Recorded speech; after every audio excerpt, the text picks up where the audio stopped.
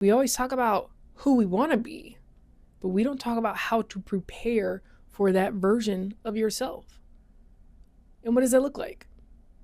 We know what she likes to do. We know how she looks. We've got the Pinterest board. We're ready for that. We want that, inspired to it. And that's great. You now have a vision, something that you can use your imagination to visualize. And some call it future authoring because we are co-creating. So you're writing this new version of yourself.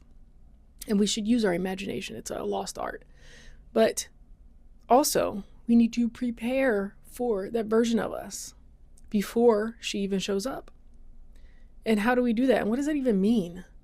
The thing is, you need to make space for the new. If you're holding on to the old, how can the new even come in? It has no space. There's a limited capacity. There's a capacity, your mental capacity, your memory has a capacity, your energy has a capacity, right? Your house has a capacity of how much stuff you can fit in there. I mean, there's hoarders, but what's the quality of life, at that point? A lot of things have capacity. I mean, we live in this 3D world with time and space. And time means that you need to give time for things to evolve, emerge. There's a process that has to happen before you can physically see things. To actually have something like this desk, it had to be made, so the pieces had to be put together, right? So there's time for things to emerge. There's a process.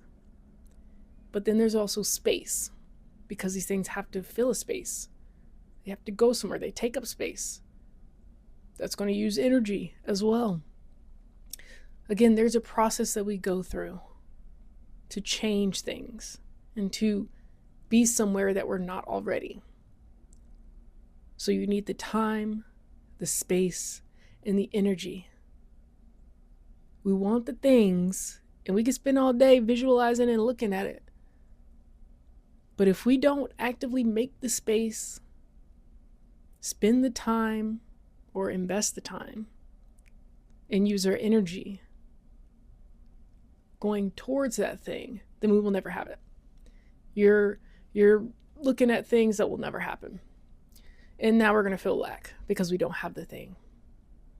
Again, we've created a disconnect from us and the thing that we want, the person, the version of ourselves that we want to be. And so to fully show up as that person and prepare for them, we create the space. We change our environment to allow the space for that person. We start to change our habits. We start to change the way we look at life, because that version of ourselves is not the same. So it's going to change different aspects, but we don't do it all overnight. This new version of ourselves doesn't just magically wake up in the morning and you're that person. I'm watching the show Beauty right now, and they go into, well, I don't want to spoil it. If you've seen it, then you know. But you're not going to suddenly emerge as this new version of yourself, this beautiful version that's doing all these things. And it's so far from us. And that disconnect, that gap, keeps us paralyzed because it's so much effort and work to go in, right? But you take it one step at a time, a little bit at a time. I always say that 1%, that's all you need. Most people don't even do that. So if you do a little bit at a time, you're going to get ahead. Most people don't even write their goals down. People keep stuff in their head all the time. So if you just started to write things down, you're doing more than, like, let's say 85% or more people. If you write them down more often, you're doing more than, like, I don't know, 65%. I'm making up some numbers, but it's even more than that, I know. Because most people don't do that. We think we can figure it out all in our head, and we just hop up every day thinking that we're going to keep it. It's a limited capacity. If we're keeping all of that in our mind, then how do we have space for anything else? You're keeping yourself stuck at that point. So we prepare the space, we prepare the environment, we prepare our minds, we prepare with our lifestyle and our habits, but we do a little bit at a time. How do we do that?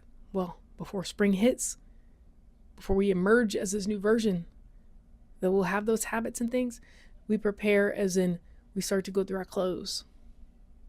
We make the donate pile, the trash pile, the keep pile, and the put in storage pile or the attic or put in a tote or something because we're unsure. But we start to you have to get rid of some things and make space. We do that with the drawers in the kitchen. We do that in our room. Because how are we going to cook in a kitchen that's not conducive to that new version of ourselves? It doesn't have to be all aesthetically pleasing unless that's what you want.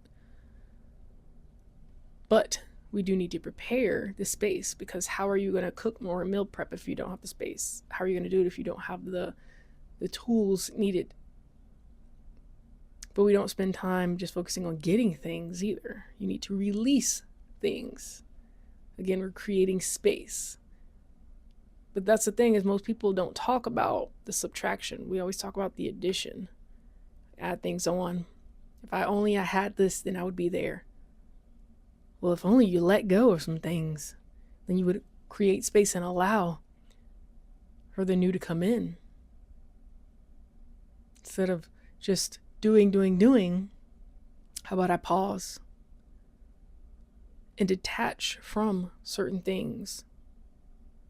And then I can make a priority on the things that I do want. Because now I have the time, now I have the space and the capacity. But that's going to require setting boundaries. That's going to require setting non-negotiables for yourself and standards for yourself. And saying that that new version, they live a certain way, right? And you already know they have certain things or they act a certain way. Well, we're going to slowly start to chip away from the old to allow for the space for the new to emerge. Which means we're going to chip away at those limiting beliefs, those negative habits. And again, like I said, the wardrobe, the items you have in your home, start to get rid of them. Create the space now. And so by spring, you can emerge. You will have already done that work. And then we can start putting new habits in place at that point. A little bit at a time. We're not rushing and jumping to things. We were just creating the space and the environment for the new version to emerge. Because once you start to change up things, I used to change my room a lot when I was younger. It just made it feel different. Open up the space. I feel like I don't know, woke up in a new world sometimes. And sometimes we need to do that for ourselves. But you create that. It's not just going to happen. So you decide today to make the small changes to open up space for the new version of yourself. Because that version deserves it. That version is worth it. So you start doing it now for your future self. And your future self was a person, or is a person, that started doing these things now. So keep going on what you're doing. Keep the vision alive. Hold the vision. Trust the process. But the process is going through that in-between time. It's learning yourself, the self-discovery journey. It's also creating the space, allowing the time, and focusing your energy and effort towards what it is that you do want, not what you don't want. All right. So before we go, I'm going to take a moment and breathe. Breathe in through your nose. Hold. And we're going to breathe out through our mouth as if we were blowing through a candle or a straw, slowly.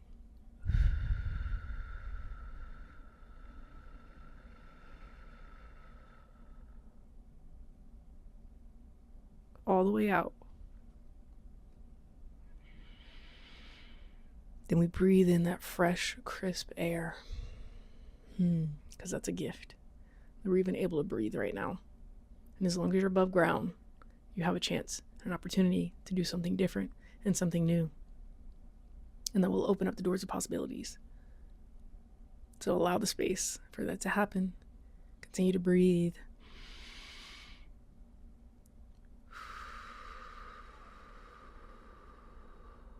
One step at a time. You got this. continue to shine on.